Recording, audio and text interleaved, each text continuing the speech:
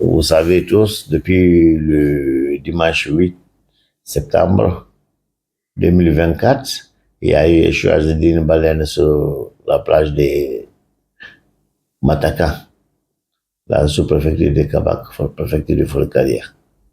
Aussitôt informé, nous avons composé une mission interministérielle, compris le ministère de la Pêche et de l'Économie maritime, le ministère de l'Environnement avec quelques directions telles que Ogipar et le milieu marin, et aussi les forces de défense, que ce soit gendarmerie maritime, préfecture maritime, et les représentants locaux de Matakan, de Kabak, le sous-préfet de Kabak, et même le préfet de Folkaria, le directeur préfectoral de la pêche de Folkaria, beaucoup de personnes. Après ça, nous nous sommes rendus le lieu, on est arrivé là-bas d'abord à 23 heures. C'était dans l'intention, l'objectif principal, c'était de sauver l'animal à vie, en vivant. Maintenant, arrivé là-bas, le baleine, vraiment, comme vous savez, il est mort parce que les mesures de à peu près 11 mètres 20 et à peu près une tonne 200. Donc, c'était pas facile. Surtout avec quelques souffrances, les blessures corporelles et surtout avec la cassure de sa nageoire. On a tout fait, on n'a pas pu. Finalement, le lendemain, le 9, de la matinée, l'animal a perdu la vie. Qu'est-ce qu'il fallait faire? Généralement, il faut trouver la solution pour ne pas polluer notre eau côtière et la plage, surtout pour la population locale. D'abord, il a été décidé avec la concertation avec tout le monde, tous les services qui étaient présents là-bas, et sous l'autorité de nos hiérarchies, il a été décidé d'enfouir l'animal comme d'habitude quand c'est mort. Maintenant, on a creusé un trou de presque 13 à 14 mètres de longueur, 7 mètres de large et largeur et presque 4 mètres de profondeur. Mais vu le volume, le poids de l'animal, c'était pas facile. Nous avons essayé tous les moyens impossibles.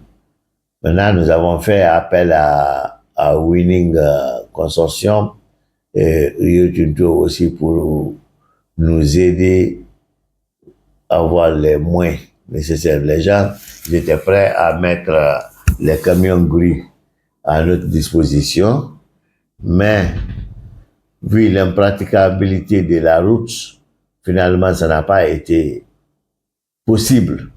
Parce qu'actuellement, pour accéder au site là, il faut laisser les véhicules à 13 km et faire le reste là avec la moto de la boue. Il a été décidé de découper après la sensibilisation de la population d'abord, parce que l'animal est mort. La baleine est morte. Maintenant, il faut l'enfouir. Maintenant, quelles sont les causes réelles de sa mort? Il y a des maladies qui faisaient partie. Donc, il y a eu de ces suppositions. On a sensibilisé la population qui a compris. La population a compris tout ça, là, que la viande là n'est pas consommable, c'est pas à consommer. Donc, nous avons mobilisé 20 gaillards, 20 bras valides pour nous aider à atteindre nos objectifs. Donc, c'est en ce moment, quand l'ordre a été donné, sur le terrain, on a procédé à l'enfouissement. Maintenant, il y a des spéculations parce qu'on avait tout interdit, mais les personnes de mauvaise foi, il y a quelqu'un qui a pu avoir une petite vidéo de 5 à 10 secondes comme ça, avec la viande de l'animal, alors que ça, c'était ordonné. On coupe une partie, un morceau, mais dans les brouettes, les gens accompagnent. Parce que je vous rappelle aussi que le site, depuis les choses, était sécurisé avec les forces de défense et de la sécurité. Tout ce qui était représenté là-bas, j'ai des images ici que je peux mettre à votre disposition. Maintenant, chaque partie qui était coupée était escortée jusqu'au trou, enfouie et on revient. C'est comme ça on a procédé.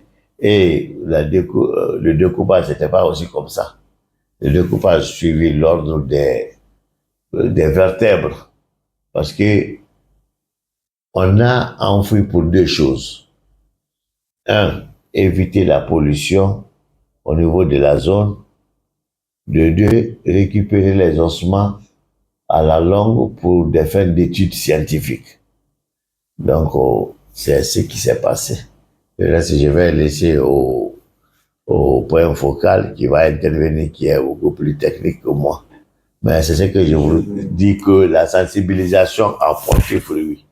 Qui est comme quoi a dit qu'un morceau de viande de l'animal à sortir de du site d'enfouissement, c'est faux parce que toutes les dispositions étaient prises aussi. Après la sensibilisation, il y avait une équipe de garde assurée par les forces de sécurité et de défense, y compris les délégués de la mairie, de la délégation spéciale de Kabako aussi. Donc jusqu'au matin pour poursuivre les travaux. C'est ce qui s'est passé. Et la sensibilisation a porté fruit parce que la population eux-mêmes, ils ont dit qu'on a bien fait de sensibiliser. Parce qu'on ne sait pas les causes réelles de la maladie, les causes réelles de la mort. La maladie aussi fait partie. Il y a d'autres observations. Après l'observation, mon scientifique va passer à ça. Mais la population a bien compris. Et même sensibiliser les gens, disant que tout le monde s'abstienne pour la viande là, qu'ils vont se contenter de leur bonga et bonga série, c'est-à-dire les sardinelles et les bongas. Est-ce que vous voyez? Pour ne pas avoir de problèmes. Donc, quiconque dit que, comme les spéculations partent, quiconque dit que un morceau de viande a été sorti du site, vous pouvez dire que c'est faux. Et jusqu'à présent, où nous parlons maintenant là, le site est sécurisé.